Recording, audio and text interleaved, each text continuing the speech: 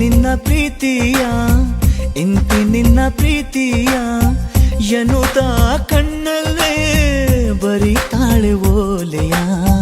ತುಂಬಾ ತುಂಬಾ ಆತ್ಮೀಯ, ನಂಗೆ ತುಂಬಾ ಆತ್ಮೀಯ, ನಗುತ್ತಾ ಸನ್ನಿಯೇ ಕರಿತಾನೆ ಮಾರಾಯ.